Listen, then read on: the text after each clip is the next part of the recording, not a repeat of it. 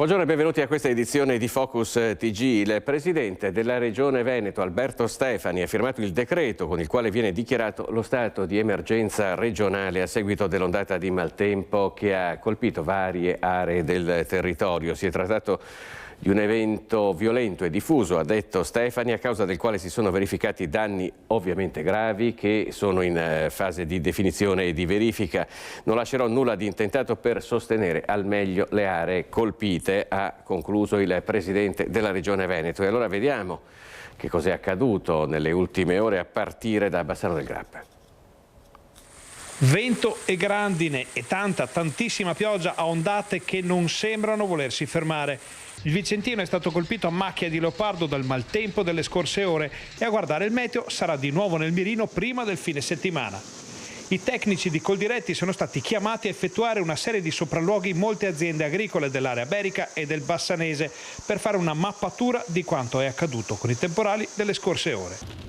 Criticità sono state rilevate nei vigneti di Brendola e Sarego, mentre a Grisignano e Grumolo hanno subito danni mais e patate. Stanno vivendo ore di angoscia anche i produttori di ciliegie del Bassanese. Qualche piccolo problema l'ho già creato, in quanto fino adesso danni grossi al prodotto non ce ne sono, però sono limitate le giornate di raccolta e perciò tutto viene concentrato in poco tempo e il prodotto è maturo, non si può raccogliere e abbiamo ancora pochi giorni a disposizione per finire la raccolta delle precoci, delle varietà precoci.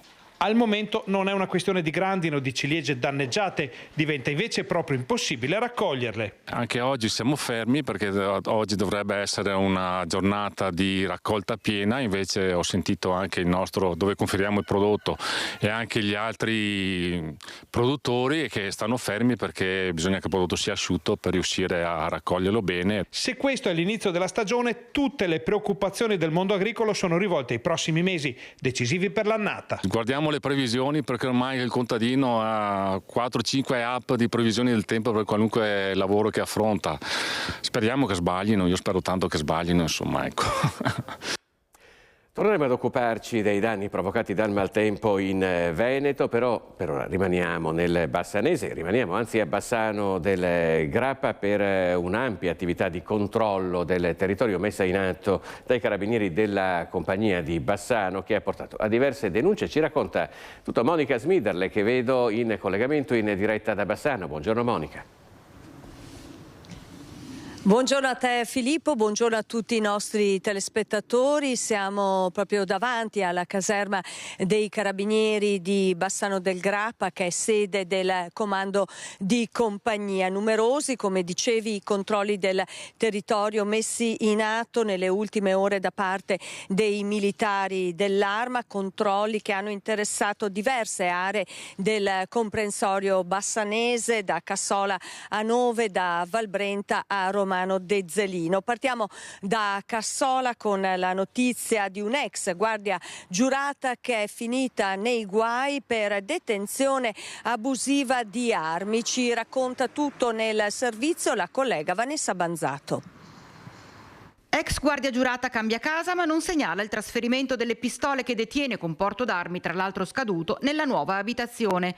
Denunciato un 32enne residente a Cassola per porto abusivo e omessa ripetizione della denuncia e ridetenzione. I carabinieri della stazione di Romano Dezzelino, durante un controllo domiciliare a seguito di accertamenti mirati, gli hanno trovato in casa 2 pistole Beretta, una calibro 921 munita di 50 cartucce, l'altra calibro 7,65.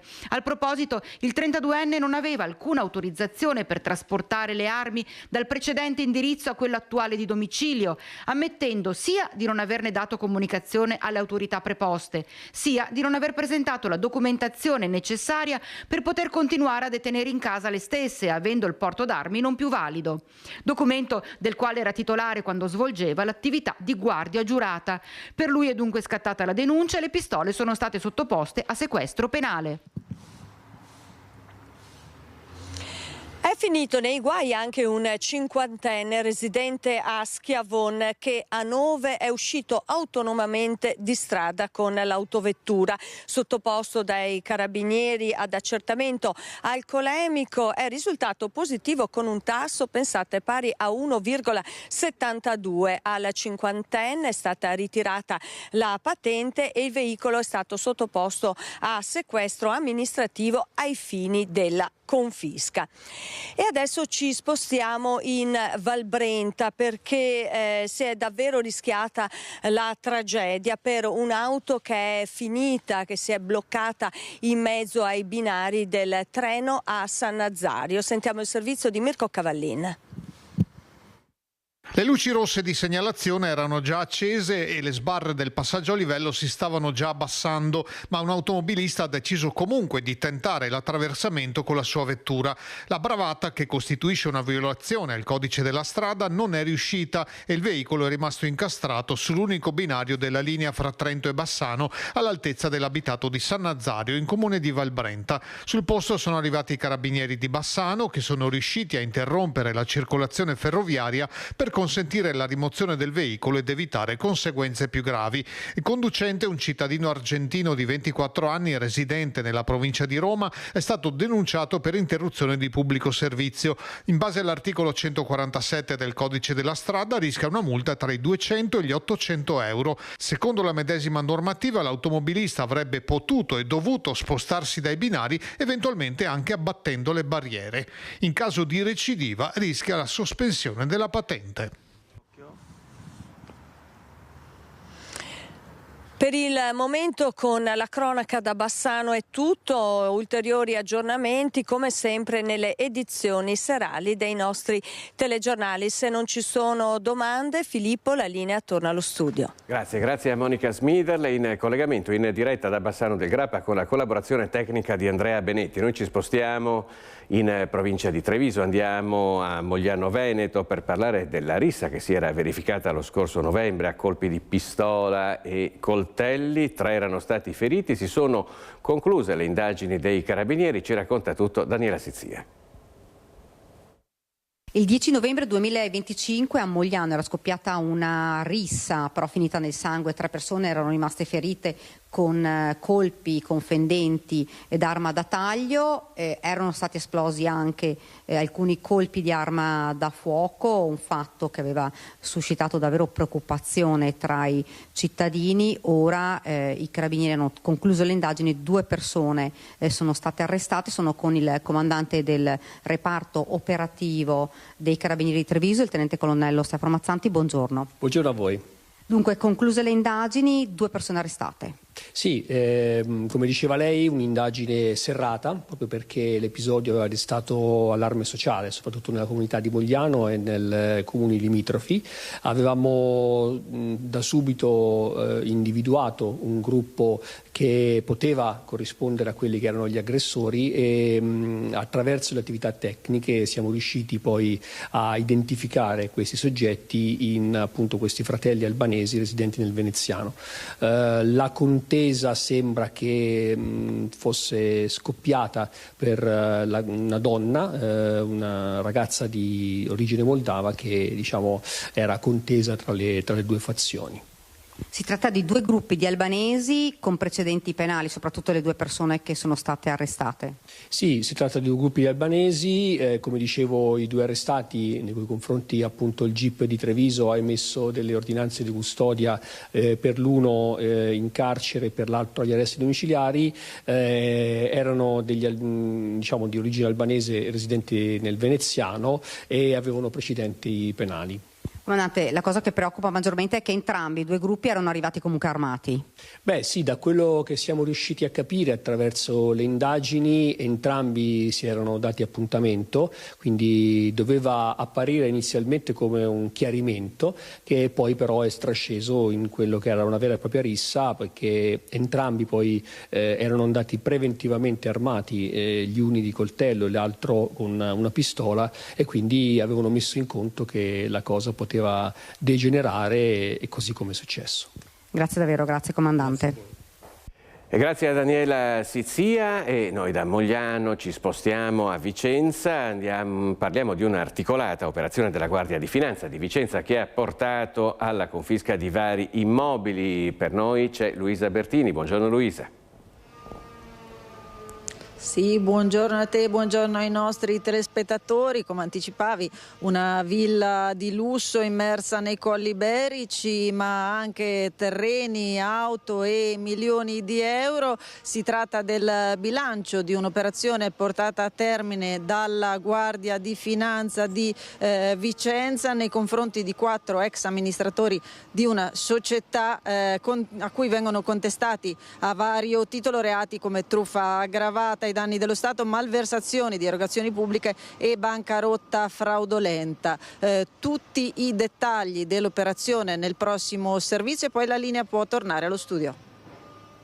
Sequestri per oltre 4 milioni di euro e sigilli anche a una villa di pregio con piscina sui Colli Iberici ad Arcugnano, valutata più di 2 milioni e mezzo di euro. È il risultato dell'operazione Frequenze Distorte, condotta dalla Guardia di Finanza di Vicenza e coordinata dal procuratore Giorgio Lino di Vicenza. Nel mirino 4 ex amministratori di una società per azioni del settore automotive, già finita in liquidazione giudiziaria nei primi mesi del 2025.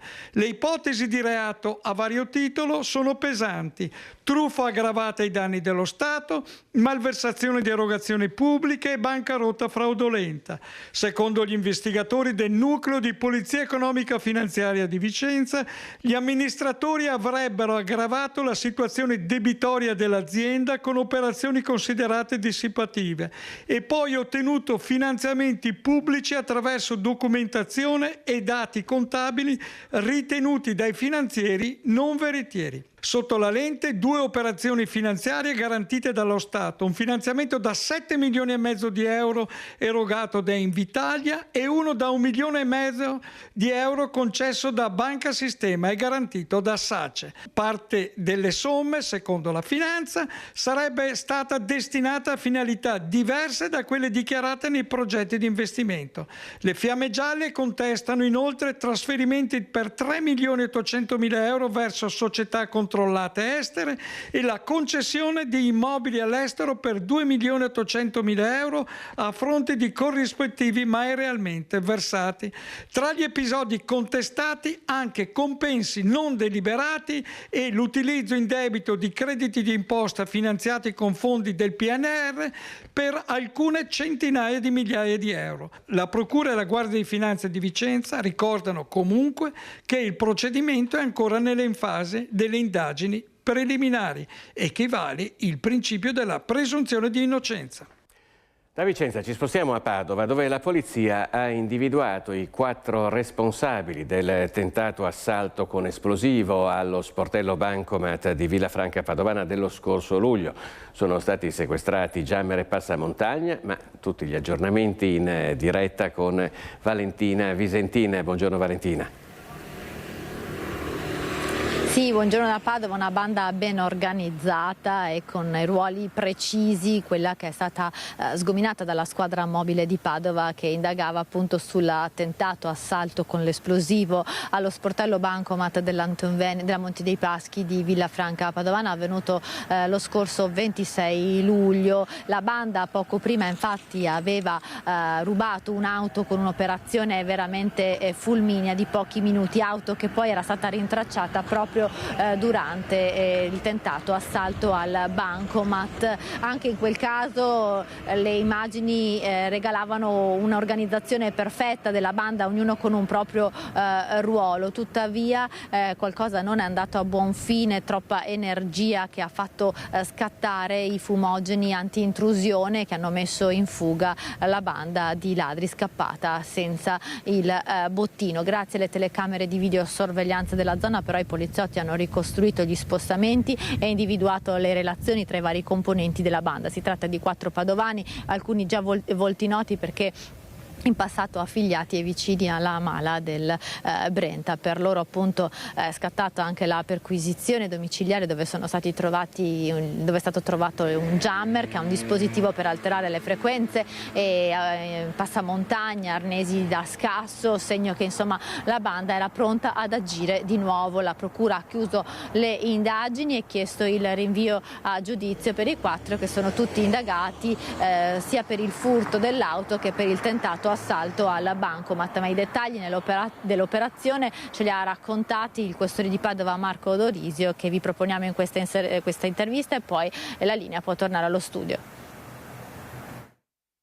Sono stati praticamente individuati i componenti di questo gruppo, 4 persone, per le quali poi appunto si è arrivati alla conclusione delle indagini, da trascorsi diciamo con un curriculum già con precedenti condanne per reati specifici, ma anche reati contro la persona e contro il patrimonio, alcuni già gravitanti nella cosiddetta mala del Brenta. Infatti hanno un'età riconducibile tra i 50 e oltre i 60 anni. L'indagine ha avuto inizio all'indomani dal furto di un'autovettura avvenuto il 26 di luglio dello scorso anno, a seguito del quale poi è stata utilizzata, ricostruendo gli investigatori della squadra mobile appunto i passaggi di quest'auto, i movimenti, utilizzata nell'assalto poi fallito a Villafranca Padovana ai danni di uno sportello di un'agenzia di una banca, dove appunto mentre caricavano l'esplosivo e altro poi è scattato il sistema appunto nebbiogeno e hanno desistito.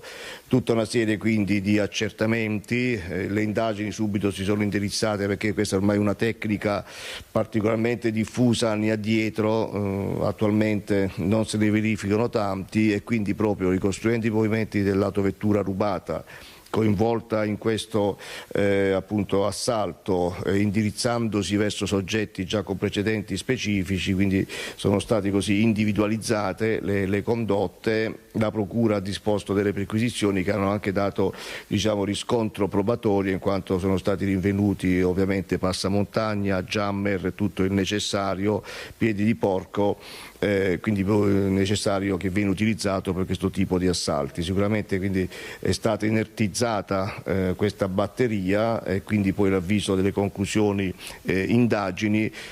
Si stanno anche ricostruendo investigativamente anche altri colpi avvenuti in quello stesso periodo, per così verificare un eventuale loro coinvolgimento anche in questi altri tipi di assalti. E molto probabilmente la banda era pronta ad agire di nuovo? Sicuramente sì, visto che non era andata a buon fine il colpo lì della notte del 26 luglio, si accingevano probabilmente a commettere un altro, e quindi anche questa attività con le perquisizioni delegate dalla procura ha fatto sì che si stoppasse definitivamente dal punto di vista criminale.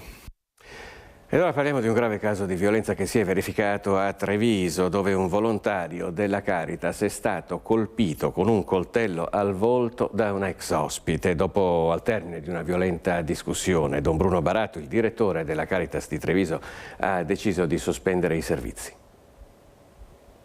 L'aggressore è un ex ospite che era stato già allontanato dalla Caritas per il suo comportamento violento. L'altra sera l'uomo, un 28enne del Camerun, ha cercato di entrare in mensa. Ne è nata una discussione con un volontario, un moldavo 35enne. A quel punto il cittadino africano ha estratto un coltello ed ha colpito l'operatore al volto, un fendente che ha provocato una ferita guaribile in una decina di giorni.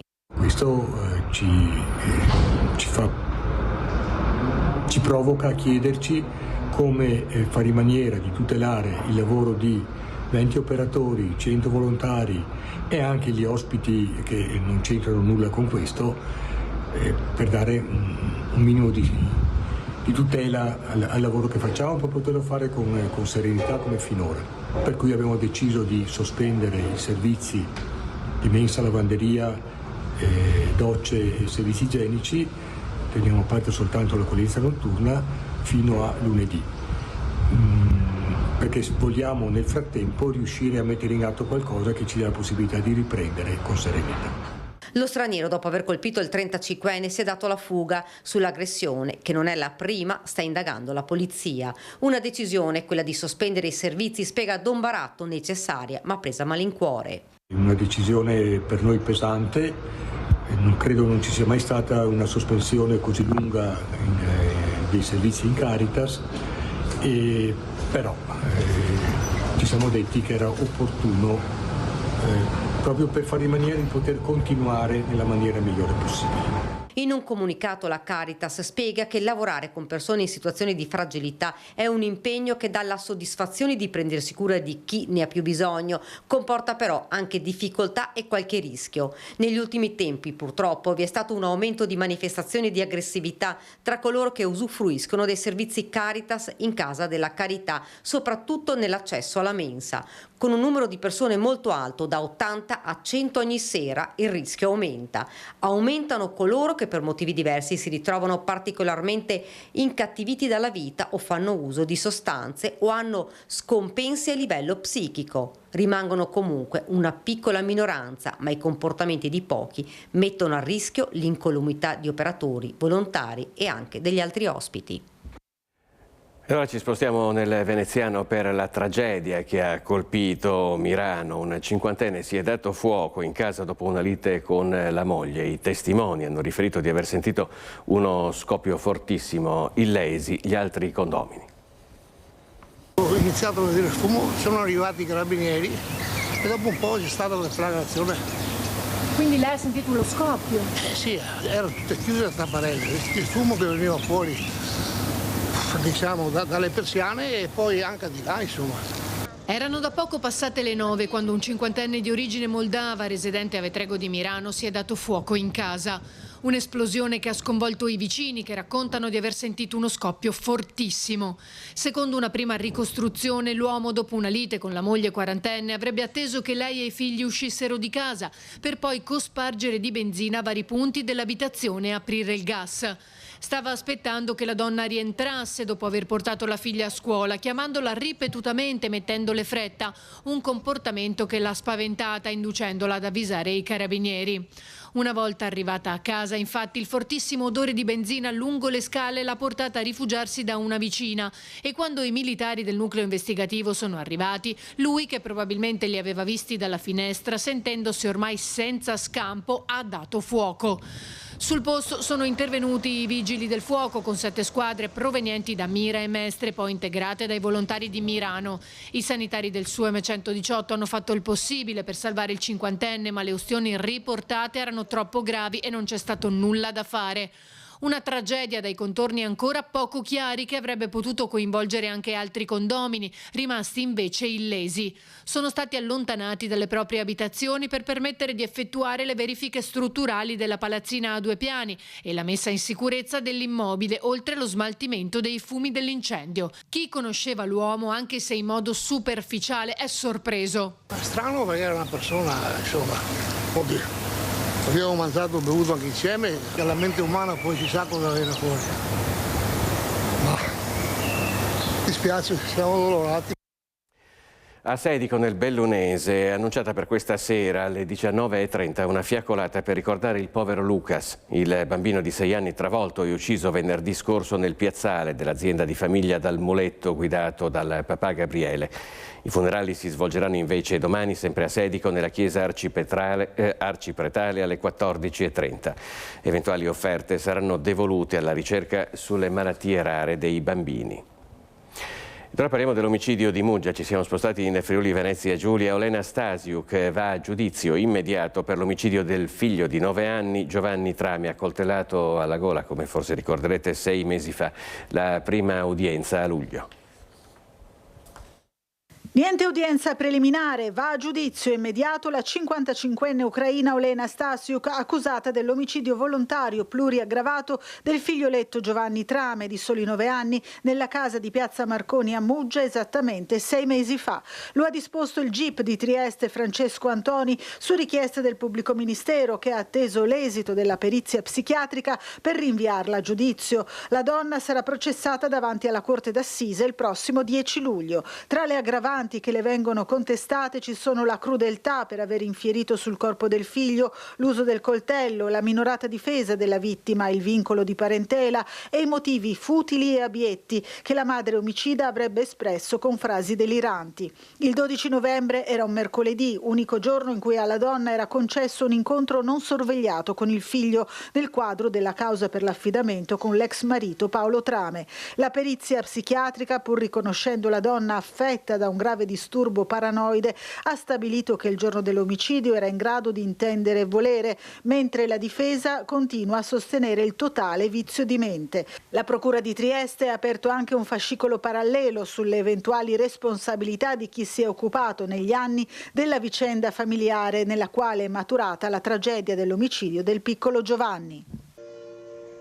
Allora, c'è una notizia che è arrivata poco fa in redazione. I carabinieri hanno dato esecuzione a un'ordinanza di misure cautelari nei confronti di 8 soggetti, tutti di nazionalità rumena, ritenuti responsabili a vario titolo di associazione per delinquere finalizzata alla commissione di plurimi delitti contro il patrimonio, furto aggravato e ricettazione. Le indagini erano iniziate dal furto nell'aprile 2024 di pelletteria di alta gamma per un valore superiore a 600.000 euro a Fossò. Quindi siamo in provincia di Venezia. Le indagini hanno consentito di individuare un'associazione che operava tra Veneto, Lombardia ed Emilia-Romagna, che compiva furti ai danni di autotrasportatori, di poli logistici e scali ferroviari. Sono stata individuata a Milano la base logistica del gruppo, dove era nascosta una refurtiva di un valore complessivo superiore al $500.000 di euro. Erano elettrodomestici, calzature, computer e prodotti cosmetici, tutti poi destinati ad una successiva ricettazione. Andiamo a Chioggia e torniamo sulla tragedia di Calino con i 3 braccianti morti in un drammatico incidente stradale sabato scorso. Sarà il governo marocchino a farsi carico del rimpatrio delle salme. Sarà il governo del Marocco a farsi carico del rimpatrio delle salme di Abdelghani Gari, 33 anni, El Arbi Saifi, 36 anni e Yassin Mazit, 28 anni.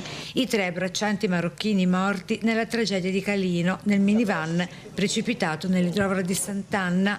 Lo ha comunicato il sindaco di Chioggia, Mauro Armelao, in contatto con le rappresentanze consolari marocchine. Siamo anche in contatto con il consolato del Marocco, che ci ha ovviamente dato la piena disponibilità anche nel contattare eventuali parenti o amici, anche per le spese da sostenere poi per il trasferimento delle salme nel paese d'origine. E appena avremo una data precisa, quando verranno fatte le loro celebrazioni, le cose che sono previste per la loro religione, andremo a proclamare appunto in quella giornata il lutto cittadino. Intanto la Procura di Venezia ha aperto un'inchiesta per omicidio stradale. I carabinieri del nucleo dell'Ispettorato del Lavoro stanno approfondendo anche il contesto occupazionale legato alle ditte impegnate nel reclutamento di manodopera agricola.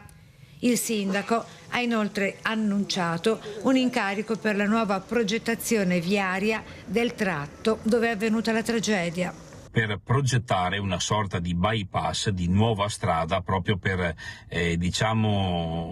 eliminare quella parte di curve che ci sono nella zona dell'idrovora di Calino, proprio per evitare questi incidenti stradali.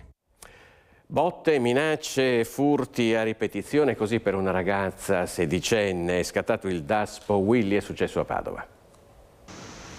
A 16 anni ha già una lunga serie di denunce a suo carico per furti, lesioni personali, minacce e altri episodi di bullismo compiuti nella zona della stazione di Padova, delle piazze e perfino a Piove di Sacco, dove lo scorso ottobre ha picchiato con calci e pugni un venditore ambulante bengalese invalido per rubargli dei fiori. Lasciato dolorante su una panchina, la sedicenne l'ha picchiato di nuovo pochi minuti dopo, quando l'ha nuovamente incontrato per strada. E così il questore ha disposto nei confronti di questa giovane marocchina 2 provvedimenti di DASPO Willy che le vietano per 3 anni di avvicinarsi a tutti i locali pubblici della stazione, di Corso del Popolo e delle piazze. Lo stesso provvedimento che era stato preso nei suoi confronti alcuni mesi fa per vari episodi di furti, ad esempio profumi per centinaia di euro in un negozio del centro, e di bullismo, come quando ha aggredito senza motivo una coetanea, finita poi al pronto soccorso a calci e pugni in un bar della stazione. Da gennaio sono così salite a 25 le misure di prevenzione personale tra Daspo Willy, Daspo fuori contesto e avvisi orali nei confronti di minorenni socialmente pericolosi, tra episodi di bullismo, movida violenta, minacce, furti e rapine. E ho già parlato diverse volte, anche in occasione purtroppo di diversi incidenti. Navigare tra i canali di Venezia spesso può non essere sicuro tra un traffico acqueo che è sempre più intenso e mezzi veloci. I rischi aumentano ogni giorno. Questa volta la denuncia arriva proprio dai gondolieri di Venezia, ma ci racconta tutto Anna Maria Parisi, che è in diretta da Venezia. Buongiorno Anna Maria. Sì, buongiorno anche a te Filippo, e siamo proprio dietro piazza San Marco con il presidente dell'associazione gondolieri Andrea Balbi. Buongiorno. Buongiorno Andrea, a tutti voi. Che ci racconta di come lo scorso fine settimana sia stata decisamente in forte difficoltà una gondola per via del moto ondoso proprio a 2 passi da noi in Canal Grande. Cos'è successo, Andrea? È successo nel fine settimana, come dicevi bene, c'è stata un'inversione di tendenza rispetto a quello che era il normale, che è diventata la normalità dopo, da quando è andato in funzione il barcavelox. Quindi c'è stato una corsa terribile di tutte le imbarcazioni a motore, provocando un moto ondoso importante che ci ha messo tantissimo in difficoltà, soprattutto alcuni colleghi nel bacino di San Marco. E sappiamo che comunque il barcavelox funziona, sappiamo che sanziona indipendentemente da quello che si dice, perché comunque l'omologa non serve fino a metà di dicembre.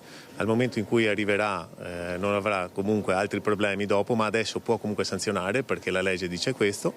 Però ripeto, non capiamo quale sia stato la cosa che ha fatto scattare questa inversione di tendenza questo fine settimana.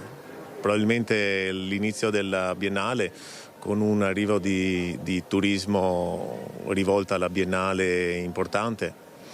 Probabilmente sì, comunque questo non deve giustificare e non giustifica il fatto che la città deve essere trattata così e la sicurezza delle barche deve essere messa in grande difficoltà. Sì, delle barche e degli occupanti, le barche quali in primis i lavoratori, oltre che le persone che usufruiscono del servizio turisti, ma anche tanti residenti appassionati. Quindi quando lei parlava dell'omologa c'è da spiegare a chi magari da casa non conosce certi dettagli tecnici che il barcavelox, che è questa sorta di tutor come c'è lungo le strade, è presente dal 1° agosto del 2025 lungo il Canal Grande a Venezia, che sembra che risulti omologato fino alla fine di quest'anno. Allora risulta, non c'è l'omologa fino alla fine di quest'anno, ecco. Però può sanzionare, perché il legislatore ha previsto che potesse sanzionare per i primi 2 anni da quando fosse stato messo in uso. Dopo i 2 anni doveva avere l'omologa. Ecco sì, è stato un gioco di parole, un lapsus, scusate. Dunque, nonostante non ci sia l'omologa, però molti che hanno preso la multa nel frattempo, una delle 2000 e passa prese nel corso di questo ultimo anno, hanno fatto per questo ricorso. Non si capisce bene quindi come mai nello scorso fine settimana sfrecciassero le imbarcazioni a motore a tutta velocità, laddove il barcavelox risulterebbe il condizionale d'obbligo attivo. Le criticità esposte dal presidente dei gondolieri Andrea Balbi, e quindi il suo appello lo rinnoviamo nuovamente, Andrea? Assolutamente sì. Diciamo che è chiaro che l'appello più grande per la città è rivolto alla città, per non distruggere la città, di rispettare i limiti di velocità. E poi c'è, che non è meno importante, il discorso sicurezza, che riguarda tutte le imbarcazioni, non solo le imbarcazioni a remi, ma anche le imbarcazioni dei diportisti che magari girano per la laguna.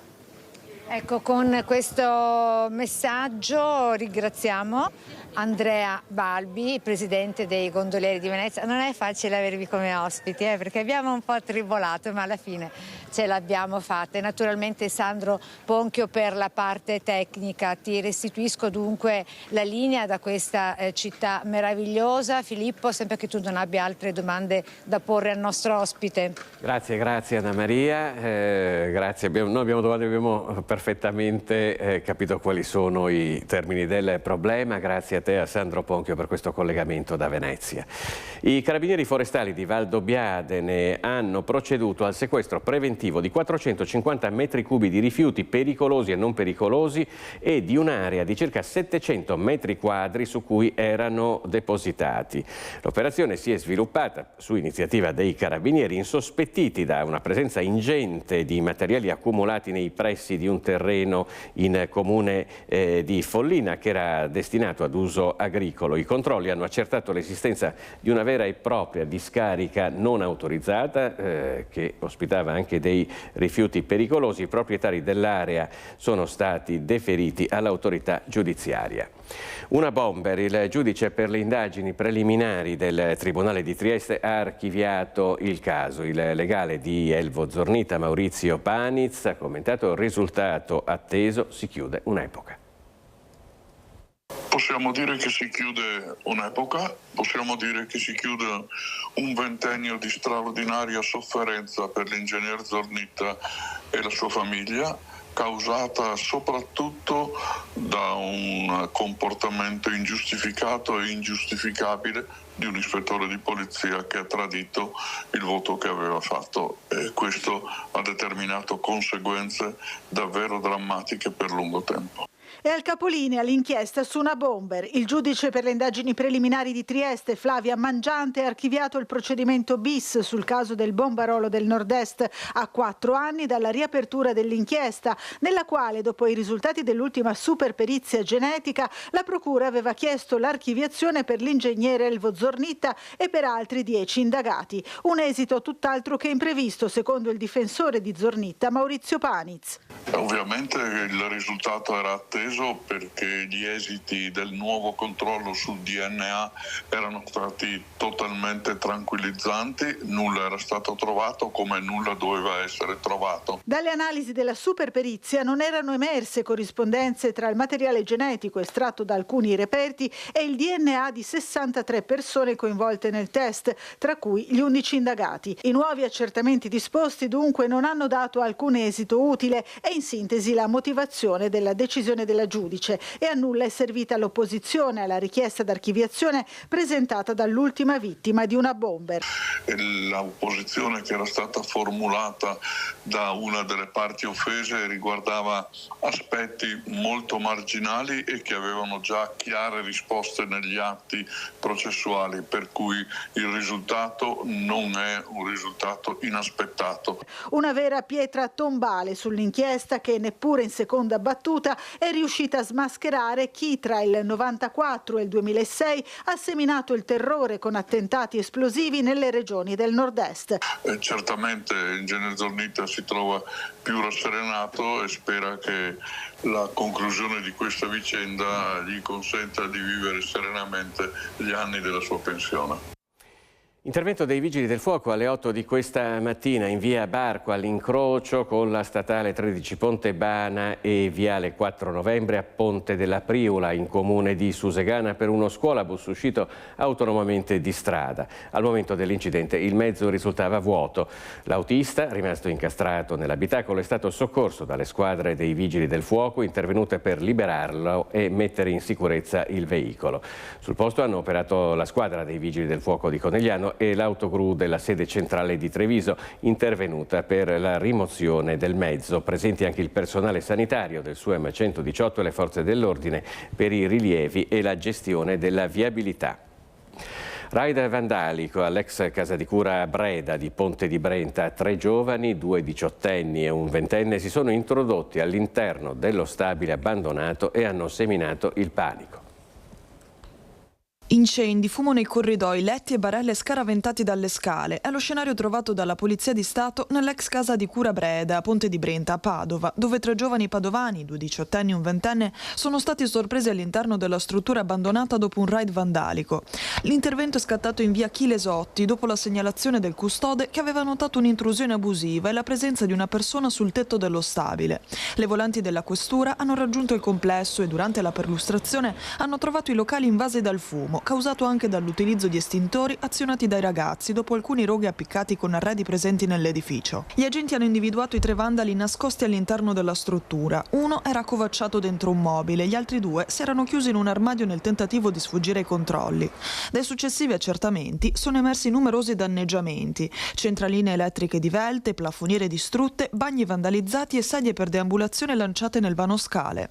I 3 sono stati accompagnati in questura e denunciati alla Procura di Padova per danneggiamento aggravato. Per uno dei 2 diciottenni, già aggravato da precedenti, il questore di Padova, Marco Dorisio, ha disposto anche la misura di prevenzione della visorale.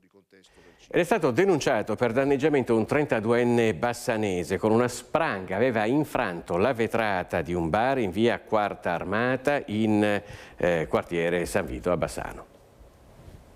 Non è ancora chiaro il motivo che ha spinto un uomo di 32 anni residente a Bassano del Grappa a compiere questo gesto vandalico. Ci troviamo davanti al Bar Magia in via Quarta Armata, proprio a 2 passi dal centro storico della città. Agendo in piena notte, l'individuo avrebbe prima cercato di sfondare il vetro con l'utilizzo di un sasso, tra l'altro anche ferendosi una mano. Poi avrebbe sradicato un palo della segnaletica stradale, una sbarra di almeno 1 metro di lunghezza, con cui avrebbe colpito in maniera violenta la vetrata. Non è riuscito ad introdursi all'interno del locale, però ha provocato danni ingenti, si parla di una cosa come 7.000 euro.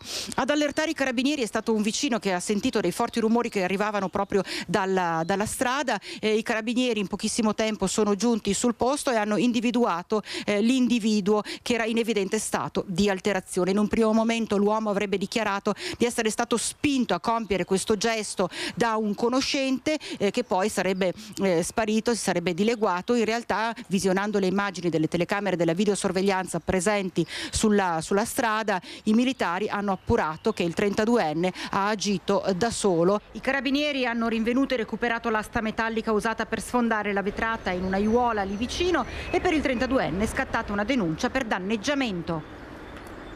Rimaniamo nel Bassanese. A 9 è stata dedicata una serata dedicata interamente alla sicurezza. Comuni e forze dell'ordine, sinergie per la sicurezza. Ovvero, per citare un vecchio film, tutto quello che volevate sapere sulla sicurezza e non avete mai osato chiedere. Se ne parla giovedì alle 20:30 a 9 in sala De Fabris. Al tavolo dei relatori il segretario generale del Sindacato Autonomo di Polizia Stefano Paoloni e Isabella Dotto, già vice procuratore onorario nel Tribunale di Bassano del Grappa. Con loro l'onorevole Silvio Giovine della Commissione Attività Produttive, Commercio e Turismo della Camera. L'incontro è aperto a tutti e a ingresso libero. E una madre, siamo sempre in provincia di Vicenza a Longare, è stata truffata per anni. È stato denunciato un 24enne che per anni ha falsamente prospettato l'esistenza di gravi ed inesistenti problemi giudiziari a carico del figlio della donna. Un inganno crudele e logorante. La vittima è una madre vicentina. Da 4 anni un giovane le prospetta gravi problemi giudiziari a carico del figlio ventenne, ma è tutto inventato, si tratta di un inganno. Se vuoi salvare te e tuo figlio, devi fare come ti dico io, insiste il truffatore. La donna, una 59enne di Longare, ormai soggiogata, viene indotta dalle continue manipolazioni psicologiche a versare al malintenzionato in più riprese oltre 132.000 euro per fantomatiche spese legali. Intervengono i carabinieri di Longare. Gli investigatori esaminano i tabulati bancari e documentano i ripetuti bonifici e versamenti da parte della donna, accertando che l'indagato, un 24enne italiano disoccupato di Montegalda, ha sperperato i soldi versati dalla donna acquistando un SUV di lusso da 90.000 euro. Le indagini consentono all'autorità giudiziaria di Vicenza di emettere un decreto di sequestro preventivo della macchina e di bloccare i conti correnti dell'indagato.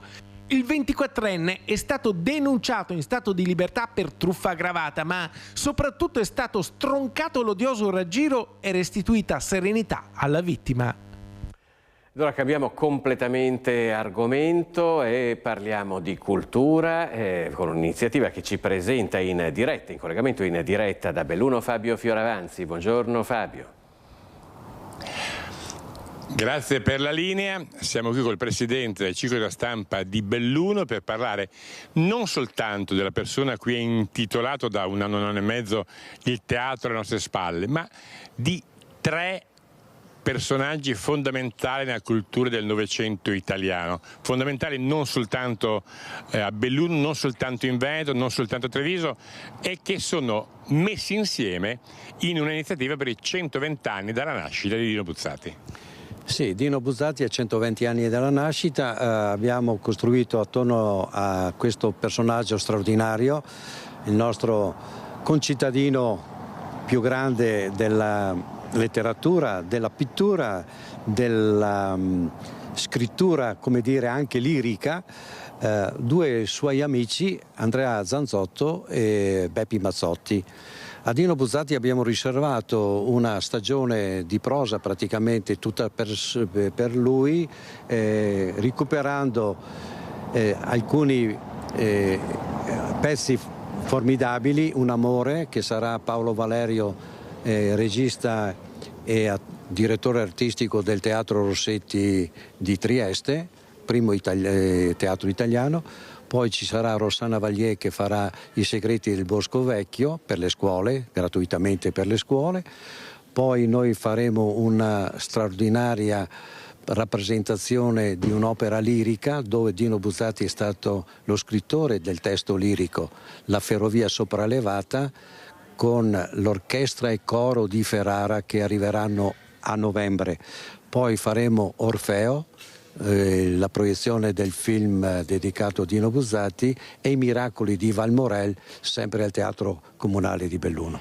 Un programma intenso, intensissimo, che vede appunto questo teatro spesso protagonista, non soltanto questo teatro, ci sarà per esempio anche il Teatro della Sena a Feltre, con, siamo in tempo di Giro Italia, la possibilità simpaticamente così definita dal Presidente di uno scollinamento a febbraio, perché non finisce col 2026 ma si pensa in realtà a un'estensione al 2027. Ma perché molti spettacoli che ho citato sono gratuiti per le scuole, perché il nostro compito del Circolo Cultura e Stampa bellunese è quello di recuperare la memoria storica di una identità, di un'anima dolomitica che molti studenti non conoscono, ma forse neanche i professori. Ecco perché vogliamo che questo vada in circuitazione sia a Belluno, Treviso e magari anche fuori dalla nostra regione, come abbiamo fatto con Scie di Gloria, che è arrivato a Verona, a Milano e sarà, lei l'ha anticipato, sarà a Trieste addirittura. Sì. Adesso me l'hanno chiesto a Trieste. Io ringrazio Veneto Agricoltura che mi darà l'arena su cui appoggiano questi sci di Gloria. Per arena intendi la struttura lignea? Sì, insomma la cornice, perché se non ho la cornice non posso presentare neanche il prodotto, e anche lo spettacolo teatrale che ha avuto grande successo in 13 teatri del Veneto. E allora io ringrazio il Presidente del Circolo della Stampa di Belluno, seguite questo programma perché è intensissimo. Per raccontarlo tutto ci vorrebbe un telegiornale soltanto per fare l'elenco degli appuntamenti, per ricordare appunto questo grande bellunese Buzzati, insieme, ricordato nei suoi 120 anni dalla nascita, a 2 grandi della letteratura trevigiana, ma dire bellunese e trevigiano è assolutamente riduttivo per tutti e 3 grandi del Novecento. Lì nello studio. Grazie Fabio, in collegamento in diretta da Belluno per questa importante iniziativa culturale. Noi riprendiamo la notizia di apertura di questa edizione di Focus TG, la firma da parte del Presidente della Regione Alberto Stefani del decreto con il quale viene dichiarato lo stato di emergenza regionale a seguito dell'ondata di maltempo che ha colpito il Veneto in queste ore. Andiamo a vedere che cos'è successo nella Marca trevigiana.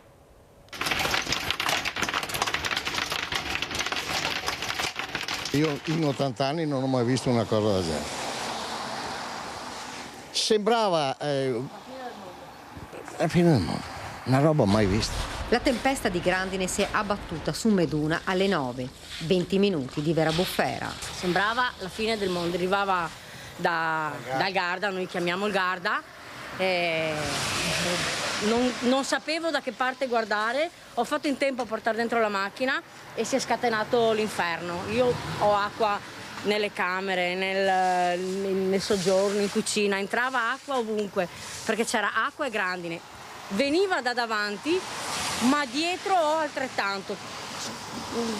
Era un vortice. Una mattinata da incubo per i cittadini che hanno preso in mano pale e rastrelli per pulire e sistemare il disastro della tempesta. Lungo la strada un albero è stato letteralmente sradicato ed è finito contro il muro di un'abitazione. Vento forte, ma la tempesta che è tremenda. Pareva che lanciassero sassi su tutte le finestre. Non potevo neanche aprire la porta di casa. Tanta paura? Sì, non ho mai visto una cosa così. Mai. Colpita anche la zona industriale, molte ditte si sono ritrovate l'acqua dentro. Il sindaco di Meduna è andato a fare un sopralluogo. Io ho ricevuto un sacco di telefonate di stabilimenti perché la forte pioggia copiosa e la grandine hanno praticamente bloccato le grondaie, i tetti, e l'acqua sia da di sopra e sia che da sotto è riempita e hanno avuto diversi danni purtroppo. Un altro albero è caduto ed ha bloccato la statale. Sono dovuti intervenire i vigili del fuoco per ripristinare la circolazione. Il sindaco di Meduna, assieme ad altri colleghi dei comuni colpiti dal maltempo, chiederanno la calamità naturale. L'appello del sindaco. Segnalate i danni che avete avuto nelle abitazioni, nelle aziende, nell'agricoltura. Colpita gran parte della sinistra Piave, Vidor, Valdobbiadene, Susegana, Volpago e Conegliano, fino all'Opitergino Mottense. Le scorse ore invece grandine e vento avevano devastato la Castellana, oltre alle zone di Trevignano, Villorba, Preganziol e San Biagio di Callalta. A Villorba rimane chiuso il parco via De Boce del 24 per la caduta di un grosso albero. Il meteo dovrebbe ora dare una tregua almeno fino a giovedì, quando nuovi temporali sono previsti in tutta la provincia. Danni importanti anche a Bibbione, in provincia di Venezia. Bibbione è stata colpita da una violenta tromba d'aria e una bomba d'acqua che ha provocato l'abbattimento di decine di alberi, ha distrutto delle automobili, ha scoperchiato alcuni tetti e ha danneggiato anche delle condutture idriche. Guardate la potenza della tromba d'aria che ha sradicato completamente gli alberi. Bibbione Pineda si risveglia devastata dalla violenta tromba d'aria e dalla bomba d'acqua che ha colpito il litorale veneto intorno alle 19:15 di lunedì. Strade trasformate in veri e propri corsi d'acqua e decine di alberi caduti, sradicati al suolo, con le radici sollevate dal vento. Hanno danneggiato anche le condutture idriche, lasciando alcune seconde case senza acqua.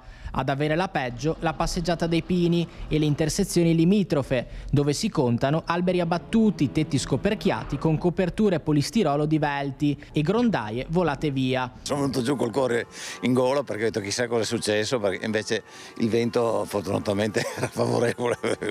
Alberi che nella maggior parte dei casi hanno solo sfiorato le abitazioni, ma tra l'intersezione con via dei Gelsomini 2 sono caduti contro una palazzina.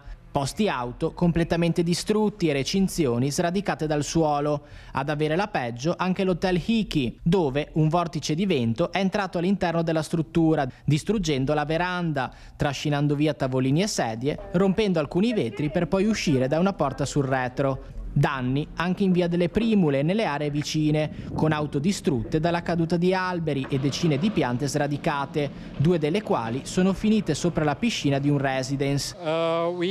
Dovremmo spostarci in un'altra casa per vivere le nostre vacanze, quindi speriamo di avere fortuna per il resto delle nostre vacanze.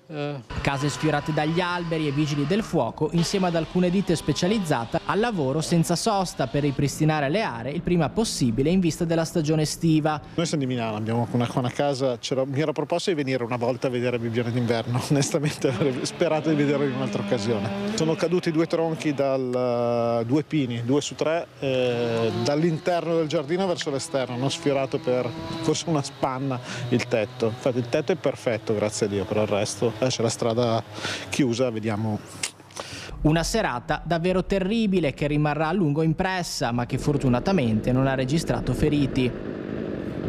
Come detto, il maltempo ha colpito tutta la regione. Dalla parte opposta, a Verona, ci sono stati oltre 50 interventi dei vigili del fuoco, tetti divelti, alberi spazzati via e raffiche di vento che hanno raggiunto i 100 km/h.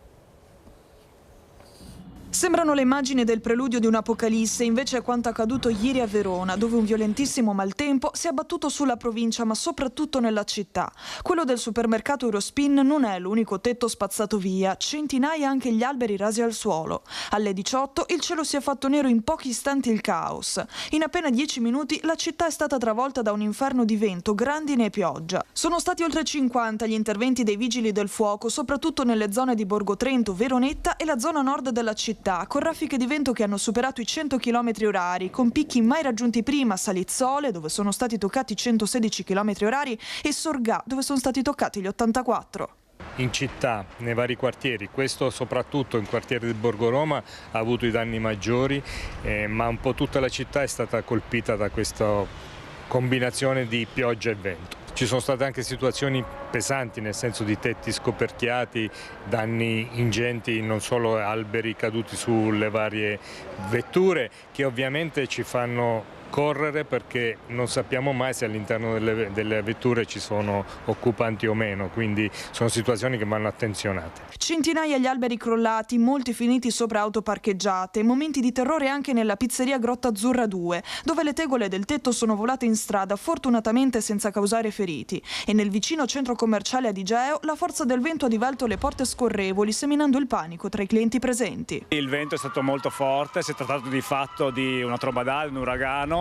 Ha colpito la nostra zona, il nostro centro, ma non ci sono stati danni a persone, ovviamente la priorità, e danni limitati a cose. Le porte d'ingresso pedonale sono state scardinate, ma sono state prontamente ripristinate dai nostri tecnici già ieri sera, quindi nessun problema per la fruizione del centro. Dalle 18 di ieri la città è sprofondata nel finimondo, grandine, pioggia torrenziale, temperature precipitate da 23 gradi a 12 in pochi minuti. Strade chiuse, traffico in tilt, parchi cittadini serrati per il rischio di nuovi crolli, e mentre si contano ancora i danni, Verona prova a rialzarsi dopo una serata da incubo. E a proposito di meteo, parliamo ora di un fenomeno meteorologico spettacolare ma anche potenzialmente pericoloso, che però non ha fatto registrare danni, che è stato immortalato nei cieli dei Colli Euganei. È durato pochi secondi, ma l'effetto è stato spettacolare e un po' preoccupante, anche se per fortuna non ha provocato danni.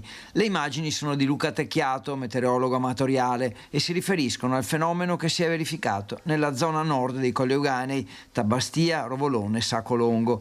Parliamo del cosiddetto funnel, o nube a imbuto, che si forma quando un vortice di vento inizia a ruotare su se stesso, creando una colonna d'aria che può arrivare a dimensioni e intensità anche elevate. Le funnel cloud spesso precedono i tornado, ma non tutte si sviluppano completamente. Il funnel di oggi è durato per circa 5 minuti ed è stato visto da parecchi chilometri di distanza, anche nel Vicentino. Il fenomeno era associato al sistema temporalesco in formazione nel Padovano, in questo caso un fenomeno solo affascinante. In queste ore più calde della giornata, infatti, il contrasto tra aria più fredda che è entrata e il calore dell'atmosfera, compreso l'irraggiamento solare, possono provocare questi fenomeni. Ed ora voltiamo pagina e parliamo di occupazioni abusive di alloggi. La polizia locale di Trieste ha tirato le somme, il bilancio della sua attività su questo fronte in città. 82 sgomberi di alloggi effettuati dalla polizia locale fra il 2023 e i primi mesi del 2026, così dai dati illustrati nell'ambito dell'attività volta a contrastare le occupazioni abusive. 20 sgomberi nel 2023, 24 l'anno successivo, 32 nel 2025, numeri dunque che raccontano un incremento. Per ora nel corso del 2026 effettuati 6 sgomberi. Il nucleo di interventi speciali e quello di polizia giudiziaria sono i reparti della polizia locale che si sono occupati del fenomeno. Però va detto subito, riguarda numeri veramente limitati. Questo perché da una parte ci sono tantissime segnalazioni da parte dei cittadini che sono particolarmente sensibili a questo tema, perché questo fenomeno evidentemente incide un po' sulla qualità della vita e un po' anche sulla sicurezza. Dall'altra parte c'è un intervento sempre molto tempestivo da parte della polizia locale, spessissimo in collaborazione anche con i proprietari dell'immobile, con Ater ad esempio, ma anche con eventuali proprietari privati, per bloccare immediatamente il il fenomeno nel momento in cui si manifesta. L'Ater è proprietaria di buona parte degli alloggi occupati e primo soggetto danneggiato, assieme alle famiglie in regolare attesa dell'assegnazione della casa. Parte lesa di questo fenomeno anche Acegas APS Amga, che subisce le conseguenze dei furti di energia elettrica a causa degli allacciamenti abusivi. Quasi la totalità appunto degli interventi è stato fatto proprio grazie alle segnalazioni dei cittadini. Per questo motivo Ater ha creato un indirizzo mail che tutela il segnalante e lo mette in una totale condizione di anonimato proprio perché non vengono richiesti dati, e l'indirizzo è segnalazione.abusivi@ater.trieste.it. Quindi rinnovo l'invito alla cittadinanza a segnalare possibili situazioni in modo da poi informare tempestivamente la polizia locale per gli accertamenti e gli eventuali interventi di sgombero. Ci fermiamo per un istante, ci rivediamo tra pochissimo.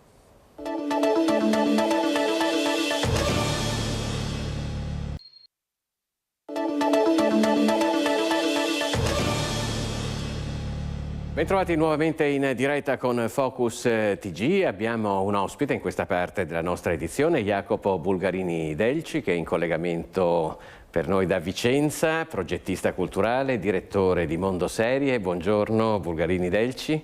Buongiorno a voi, grazie per avermi ospitato. E con lei parliamo di un'iniziativa che ci fa retrocedere all'VIII secolo a.C., quasi, perché è una riscoperta dell'Odissea, per cui voi avete organizzato una serie di iniziative. Di che genere? Assolutamente, torniamo effettivamente indietro a 3000 anni fa quasi, per andare ad esplorare, a scoprire o riscoprire questo grande poema omerico, che è uno dei punti di origine della civiltà occidentale. Che cosa facciamo? Facciamo 10 serate che cominciano dopodomani, cominciano venerdì 15 maggio e andranno avanti fino al 3 luglio, in cui in 6 serate le dedicheremo alla lettura praticamente integrale dell'Odissea, accompagnati da diversi attori vicentini, e 4 serate invece saranno dedicate a degli altrettanti approfondimenti su alcuni dei temi fondamentali di questa grande e straordinaria opera. Avremo dei relatori di grande interesse e di grande importanza. Cominceremo venerdì 15 maggio per l'appunto a Palazzoloni Montanari, una delle gallerie d'Italia di Intesa San Paolo, con Alessandro Vanoli, che è uno storico, divulgatore formidabile, bravissimo, che ci racconterà il mito del viaggio. Quindi inizieremo questa nostra esplorazione dell'Odissea, questo viaggio nell'Odissea, e in realtà parlando e discutendo di che cosa e perché il tema del viaggio è così importante nella nostra cultura, nella nostra civiltà. Viaggi di fantasia, come quello dell'Odissea, o anche quello di Sinbad il marinaio, spostandoci di là dal Mediterraneo, e viaggi invece di realtà, quindi che ne so, i viaggi di Colombo, i viaggi di Magellano, i viaggi del vicentino Antonio Pigafetta.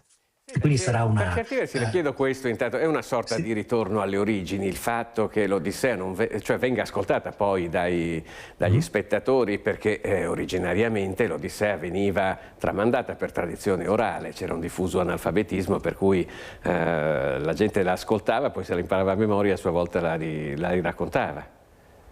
Sì, proprio così, ma infatti la nostra scelta è, fra l'altro, diciamo non casualmente, di costruire questo progetto precedendo l'arrivo in Italia e sugli schermi di tutto il mondo dell'Odissea di Christopher Nolan, questo attesissimo colossal cinematografico che ripopolarizzerà, diciamo così, il mito omerico. Ecco, il grande regista americano ci ha costruito, ci ha regalato, diciamo, pagine memorabili già in passato, siamo sicuri che lo farà anche con l'Odissea. Allora, lei diceva giustamente del racconto orale, ma proprio così. L'Odissea nasce in forma orale, poi dopo, più tardi, verrà trascritta, verrà scritta, ma nasce come un cantore laedo che, accompagnato con la cetre, canta per l'appunto le avventure o le disavventure degli eroi a un gruppo di ascoltatori, spesso riuniti in situazioni conviviali, quindi si sta mangiando, si sta bevendo, e nel frattempo il cantore ci racconta questa storia. E fra l'altro l'Odissea è divisa in 24 canti, in qualche modo l'idea è quella di un canto che viene che accompagna per l'appunto gli ospiti durante una serata. 24 canti che un po' potrebbero sembrare 24 episodi, un formato classico delle serie televisive, soprattutto diciamo dei primi anni 2000, dell'inizio della serialità televisiva contemporanea. E quindi a noi piace tantissimo l'idea, in un'epoca dominata dalla cultura dell'immagine, come la nostra, di tornare alle origini e quindi tornare a due cose: la parola, come è stata scritta, come è stata pensata e detta prima ancora di essere scritta, e il racconto orale che ascolteremo collettivamente. Anche questa è un'esperienza assolutamente atipica oggi, quella di ascoltare un racconto tutti assieme. Siamo molto curiosi di vedere che tipo di effetto potrà procurare anche sul nostro pubblico. Stiamo vedendo la locandina che ci ricorda, diamo anche le date, che Odissea, il viaggio di Ulisse all'origine del fantastico, è una rassegna che durerà dal 15 maggio al 3 luglio, dove? E poi parliamo anche delle conferenze di approfondimento che completeranno questo percorso dopo le letture. Ma allora, i luoghi sono diversi, sono tutti i luoghi del centro storico di Vicenza, tutti i luoghi, devo dire, particolarmente belli. Siamo anche fortunati perché portiamo un racconto molto bello in luoghi molto belli, e tutti i luoghi classici. Abbiamo tra i nostri partner, citavo prima, le Gallerie d'Italia, e la prima sede dei nostri incontri sarà appunto Palazzo Leoni Montanari, questo straordinario palazzo barocco del centro storico di Vicenza, che fra l'altro ospita delle collezioni stupende di quadri, di pittura veneta, una magnifica collezione di icone russe e anche di crateri attici, quindi per l'appunto siamo nel tema. Peraltro la sala in cui svolgeremo i nostri incontri a Palazzo Leoni Montanari è il Salone di Apollo, che è questo splendido spazio affrescato con decorazioni che sono proprio quelle degli eroi omerici, quindi con la rappresentazione visiva di pezzi di questo immaginario che andiamo a raccontare. E poi ci sposteremo in una delle sedi della Biblioteca Civica Bertoliana, grande istituzione culturale vicentina, Palazzo Cordellina in questo caso, che ospiterà un altro pezzo degli incontri di lettura e delle conferenze, e ancora nell'Odeo del Teatro Olimpico, quindi l'ultimo monumento palladiano, uno spazio straordinario e anche questo, come dire, profondamente classico. Questo per quanto riguarda gli spazi. L'orario è sempre quello delle 18, iniziamo venerdì 15 maggio, finiamo il 3 luglio e le letture si svolgeranno ogni martedì dal 26 di maggio fino al 30 di giugno, quindi con una cadenza abbastanza regolare. Lei mi chiedeva anche delle conferenze di approfondimento, e quindi le dico qualche cosa su questo, con piacere. Iniziamo per l'appunto questo venerdì 15, ci saranno 3 conferenze introduttive e una conferenza conclusiva. Le conferenze introduttive avranno 3 figure di grande spessore, di grande interesse: Alessandro Vanoli, storico, divulgatore, esperto di storia del Mediterraneo e di storia del viaggio e del mare, a cui appunto abbiamo affidato un'introduzione che non è tanto sull'Odissea, ma su questo grande, straordinario tema del viaggio, andando anche a scoprire che cosa lega le avventure e disavventure di Ulisse con i Pirati dei Caraibi, per esempio, ecco, passando tra storia, finzione, racconto, sogno, provando un pochino a mescolare tutti questi elementi e a vedere che cosa ne tiriamo fuori, che cosa scopriamo di interessante. Sarà una conferenza molto affascinante. Poi il 22 maggio Monica Centanni, grecista dell'Università di Venezia, illustre, alla quale abbiamo affidato il compito di introdurre proprio l'Odissea e la figura complessa di Ulisse. Complessa perché Ulisse, potremmo dire, dicendolo in termini cinematografici e televisivi, che è un po' forse non soltanto uno dei primi eroi della nostra tradizione culturale, ma forse anche il primo antieroe, perché è una figura complessa, è un imbroglione, un mentitore, un uomo ingegnoso, uno che, come dire, spesso mente, nasconde la propria identità, ha sempre un fine ulteriore in mente, e quindi è una figura complessa e interessante da scoprire, da riscoprire. E poi chiudiamo questo ciclo di conferenze introduttive con Matteo Nucci, che è un appassionato cantore del mondo classico, peraltro è anche quest'anno tra i finalisti del premio Strega con il suo ultimo romanzo, che è un romanzo su Platone, fra le altre cose. A Matteo Nucci abbiamo affidato un compito molto delicato e molto importante, quello di raccontarci la legge dell'ospitalità. Perché questa cosa è importante? È importante perché parlare di un classico non significa soltanto provare a farlo risuonare con le sue parole, con le sue immagini, con i suoi racconti nel nostro tempo e vedere che effetti produce, ma significa anche a volte cercarne degli elementi che appunto sono anche concettualmente attuali. In questo caso qual è? È l'idea per cui Ulisse, questo re di Itaca, finito dopo la fine della guerra di Troia a vagare per 10 anni per il Mediterraneo, sballottato qua e là dalla crudeltà di qualche dio dell'Olimpo, Ulisse sopravvive, lui re, sopravvive come un mendicante alla corte di un re, alla corte di un principe, o a volte ospite semplicemente di un pastore, no? Sopravvive grazie all'ospitalità, all'accoglienza, alla carità. Allora, in un tempo come il nostro, che sta mettendo fortemente in discussione alcune di queste idee, è bello anche tornare a capire che cosa intendevano i greci per legge dell'ospitalità. Sacra da un punto di vista nell'accogliere, cioè l'ospite, il viandante viene sempre accolto, sfamato, vestito, nutrito, messo a tavola, e però poi gli si chiede anche chi sei, da dove vieni, che cosa vuoi, perché l'ospitalità non è a senso unico, e questa è un'altra delle formidabili lezioni del mondo della cultura greca, perché se l'ospite trasgredisce le leggi dell'ospitalità, per l'appunto, di chi lo accoglie, si scatena una punizione terribile. Quindi, come diciamo così, ci piace anche esplorare il mondo classico, il mondo antico, per scoprire che le lezioni che ci può ancora dare non sono semplici o banali, e sono spesso complesse e articolate. Senta, lei, ci sarà anche una sua conferenza in cui le mette a confronto l'archetipo dell'Odissea su come poi si sono sviluppati racconti analoghi, potremmo dire le narrazioni seriali contemporanee, che oggi vengono fatte in altro modo. Naturalmente lei ha citato giustamente le serie televisive, le cosiddette fiction. Che cosa ha insegnato l'Odissea e come viene ancora ripresa nel modo in cui si sviluppa oggi una trama seriale? In effetti mi stavo dimenticando con la conferenza conclusiva, che è appunto quella che farò io il 3 luglio, sempre a Palazzo Leoni Montanari.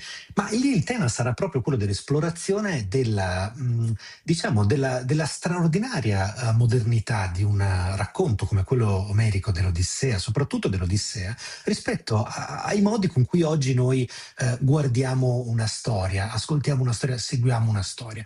Ma lo dicevamo prima, l'Odissea veniva raccontata a puntate, un canto alla volta, no? E lo si faceva come un'esperienza collettiva.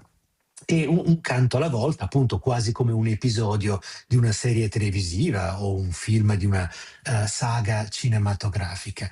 Allora, intanto c'è quindi questa dimensione della natura, della tipologia del racconto, però ci sono anche degli elementi di straordinaria attualità, per esempio dal punto di vista della struttura della narrazione. Pensiamo al tempo. Oggi siamo abituati a film, Christopher Nolan, che appunto firma l'Odissea che vedremo a metà luglio sugli schermi cinematografici. Christopher Nolan è un maestro di racconti che sono temporalmente complessi.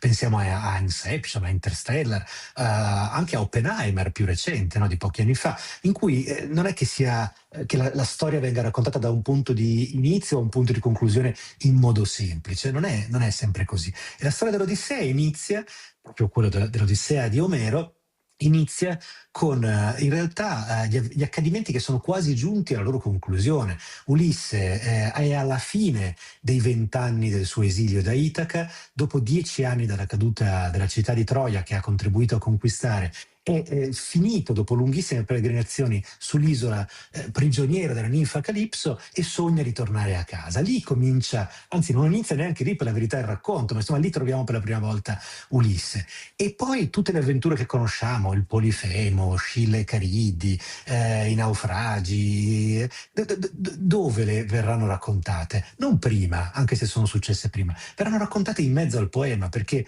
Ulisse, in una sorta di lunghissimo flashback, potremmo dire con termini per l'appunto del cinema e della televisione di oggi, racconterà questa sua storia nell'isola, ospite della corte dell'isola dei Feaci. Racconterà la sua storia, per l'appunto fatta di avventure e disavventure e di cliffhanger, di nuovo per usare un termine della nostra televisione, cioè di quei colpi di scena che ci preparano, che ci fanno pregustare una puntata successiva. Ecco, proveremo a risuonare la straordinaria modernità di questo racconto e a far percepire a chi verrà ad ascoltarci lo stesso entusiasmo che ho avuto io quando l'anno scorso mi sono riavvicinato all'Odissea dicendo uscirà il film di Nolan, riprendiamo in mano l'Odissea. E ho trovato un libro straordinariamente divertente, appassionante e appunto molto moderno. È straordinario come certe dinamiche narrative che noi forse oggi definiamo a torto moderne fossero già utilizzate 3000 anni fa, questo per dire che spesso è molto difficile inventare qualche cosa di nuovo. Le faccio un'ultima domanda, Bulgarini, perché siamo proprio in chiusura del nostro spazio. Lei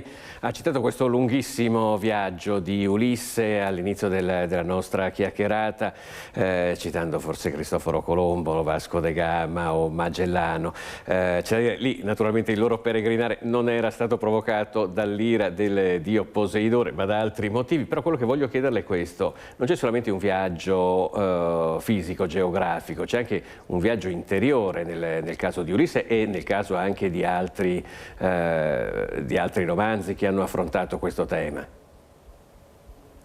Ma è sempre così, ed è lì per quello che dico che raccontare oggi l'Odissea significa tornare da un lato appunto a questa radice, a questa origine dell'idea del fantastico nel nostro mondo, nella nostra cultura, nella nostra civiltà, nella nostra letteratura, ma anche al significato che ha il viaggio, cioè non è soltanto un'esplorazione dello spazio, non è soltanto un attraversamento dello spazio, ma è ovviamente una dimensione trasformativa, è una dimensione interiore, è una dimensione dell'anima, è una dimensione dell'incontro e della conoscenza con altri, e noi sappiamo quanto importante è viaggiare e conoscere altre culture anche oggi per appunto ampliare i propri orizzonti. Diciamo che Ulisse, povero, li amplia fin troppo, probabilmente molto più di quello che avrebbe voluto, perché avrebbe voluto tornare a casa dopo aver già visto così tanto del mondo di allora, e invece è costretto a una grande peregrinazione. Però appunto l'idea che alla fine di questo viaggio ci sia una realtà trasformata e che si sia trasformati anche noi che abbiamo completato quella lunga peregrinazione. Era attuale 3000 anni fa, è attuale oggi. Grazie a Jacopo Bulgarini Delci, progettista culturale, direttore di Mondo Serie. Ricordiamo l'appuntamento quindi dal 15 maggio al 3 luglio con Odissea, il viaggio di Ulisse all'origine del fantastico, 6 letture pubbliche integrali dell'Odissea più 4 conferenze culturali di approfondimento. Grazie di nuovo Bulgarini Delci e noi ci dobbiamo interrompere ancora per un istante, ci rivediamo tra pochissimo.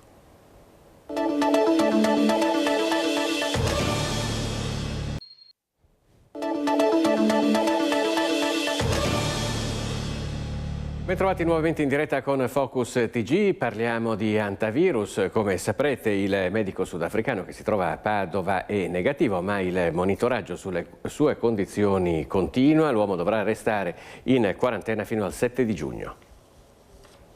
Continua il monitoraggio da parte dei sanitari dell'ULSS Eugane e del medico sudafricano passeggero del volo KLM con la donna olandese morta, moglie del paziente zero. Negativo il test eseguito lunedì mattina sull'uomo, un 50enne, che si trova in un albergo di Padova dove dovrà restare in quarantena fino al prossimo 7 giugno. Una buona notizia per tutti, anche se non si esclude una positivizzazione successiva e i protocolli vengono seguiti in stretto contatto con la Regione e il Ministero. Noi seguiremo le prescrizioni ovviamente ministeriali, abbiamo scelto un percorso precauzionale così come ci viene determinato da questi protocolli. Non dobbiamo fare allarmismo, il soggetto non ha sintomi, non ha l'antivirus e quindi seguiremo ovviamente nelle prossime ore l'evoluzione della vicenda, ma dobbiamo ribadire che non c'è nessun caso di antivirus in Veneto e soprattutto dobbiamo ribadire che il soggetto è in isolamento fiduciario. Sono salite intanto a 6 le persone in monitoraggio in Italia, oltre al medico di Padova, una donna straniera che vive in Toscana, 2 marittimi, uno campano e l'altro calabro. Di quest'ultimo si attendono i risultati dei test inviati allo Spallanzani. A questi si aggiungono un turista inglese che viaggiava sul volo KLM, che si trova a Milano ed è risultato negativo. Ricoverata invece in ospedale a Messina una turista argentina che arriva dalle zone endemiche ed è affetta da polmonite. Quest'ultimo, se confermato, potrebbe essere il primo caso italiano di malattia. A ieri sera sono in totale 10 contagi accertati tra i passeggeri a bordo della nave da crociera MV Ondius, 3 le persone morte, è grave in terapia intensiva una donna francese rientrata in patria. Ora parliamo dello sciopero allo stabilimento Electrolux di Susegana dopo l'annuncio da parte del colosso svedese di 1.700 esuberi in tutta Italia. Nella Marca sono 200 i posti di lavoro a rischio. Il 25 maggio è stato convocato un tavolo al Ministero. Il piano che l'azienda ha presentato ai sindacati è inaccettabile. Il ministro Urso interviene sulla crisi Electrolux a poche ore dall'annuncio shock dell'azienda di 1.700 esuberi in tutta Italia. Sappiamo, spiega Urso, che ha difficoltà in Europa per la concorrenza cinese e che ha già chiuso lo stabilimento in Ungheria. Ma qui in Italia siamo determinati a salvaguardare gli stabilimenti produttivi e a tutelare tutti i lavoratori.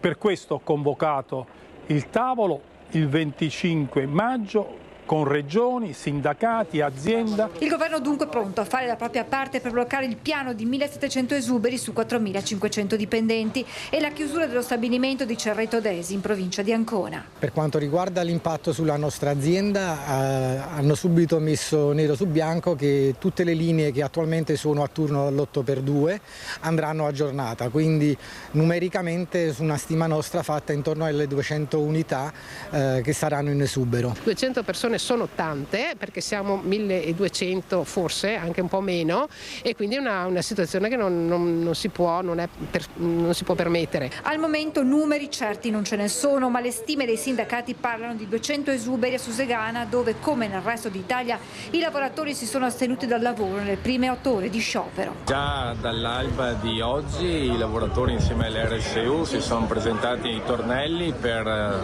bloccare quello che può essere l'accesso al sito produttivo. I lavoratori hanno aderito in maniera massiccia. Auto davanti ai cancelli per impedire l'ingresso anche dei camion rimasti parcheggiati nel piazzale esterno. E abbiamo pensato di tenere fuori anche le merci, quindi nessun camion entra ed esce, nessuna ditta esterna entra ed esce, proprio perché la fabbrica deve rimanere ferma. C'è chi come Paola Morandin lavora qui da 40 anni e chi come Lorenz Pai è arrivato da poco e teme ora per il proprio futuro lavorativo e personale. Ho un mutuo. Sì, non è facile, soprattutto adesso con gli aumenti dei prezzi, con questa situazione di precarietà. Alla mente torna la grande crisi del 2014. Oggi, come allora, i sindacati incontreranno i lavoratori nel corso delle assemblee, mentre non si escludono altre giornate di sciopero in attesa del tavolo convocato il 25 maggio al Ministero. Saranno richieste che portano ad avere più certezze rispetto a quello che sarà il settore del bianco in Italia. Dobbiamo assolutamente lavorare per mettere in campo nuovi investimenti, per migliorare la produzione e rilanciare tutto il settore manufatturiero. Ed ora a Venezia per la quarta edizione degli Space Meetings, la convention internazionale dell'economia spaziale. In Veneto il settore vale già 2,3 miliardi di euro e dà lavoro a 2.500 persone, ma le prospettive sono di un raddoppio del comparto nei prossimi 14 anni. Charles Moss Duke Jr. è uno dei 12 uomini che hanno camminato sul suolo lunare. Il 10° per l'esattezza era il 21 aprile 1972.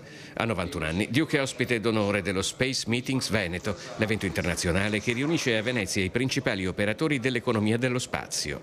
Della dozzina di astronauti che passeggiarono sulla Luna durante le 6 missioni che la NASA svolse tra il 1969 e il 1972, Duke è uno dei 4 ancora in vita.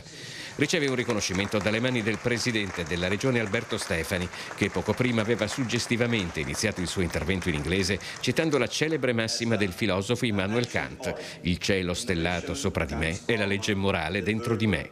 Dalla poesia poi si passa inevitabilmente alla prosa, anzi alla matematica di un comparto in piena espansione. La Space Economy conta circa 630 miliardi di euro oggi, quindi un mercato già esistente. Noi esportiamo 8 miliardi di euro, abbiamo la possibilità di andarci a prendere una fetta molto maggiore, soprattutto in un contesto in cui la crescita di questi 630 miliardi va a triplicarsi nel giro di pochissimi anni. Alla quarta edizione di Venice Space Meetings gli spazi sono tutti esauriti, oltre 250 tra fornitori ed espositori del settore aerospazio provenienti da 26 paesi, 150 buyer internazionali e oltre 3.500 partecipanti. In Veneto oggi l'economia dell'aerospazio, che vuol dire la somma anche del non spazio, vale circa 2,3 miliardi di euro e occupa 2.500 addetti. C'è uno studio di Boston Consulting che vede nel 2040 un raddoppio, quindi passare a 5 miliardi di euro e ad un'occupazione che dovrebbe salire intorno alle 5.000 unità. Vista da Venezia, l'economia spaziale potrebbe forse rilanciare l'area industriale di Porto Marghera. In ogni caso, in questo settore strategico, il Veneto può contare su un sistema sempre più integrato tra imprese, università, ricerca e start-up, dove le tecnologie spaziali trovano applicazioni concrete per l'economia reale. C'è una rete regionale innovativa che sta spingendo molto nel settore dell'aerospazio. Dobbiamo considerare che questa sfida è una sfida fondamentale per il nostro territorio, soprattutto alla luce anche dei prossimi investimenti europei che parleranno anche di difesa. Difesa significa anche space economy e significa anche blue economy. In chiusura di Focus TG vi ricordo i prossimi appuntamenti con l'informazione di Rete Veneta questa sera a partire dalle 18:50 con il telegiornale di Bassano del Grappa, a seguire il telegiornale di Vicenza, quindi poi come sempre in diretta a partire dalle 21:15 l'appuntamento con il talk show Focus condotto dal nostro direttore Luigi Bacialli. Tra gli ospiti della serata Leopoldo Bottero, Sante Carraro, Gianluca Colusso, Massimiliano Emilio Gobbi, Giuseppe Montuori e Rosa Poloni. Con questo per ora è tutto, grazie per averci seguito e buon proseguimento di giornata.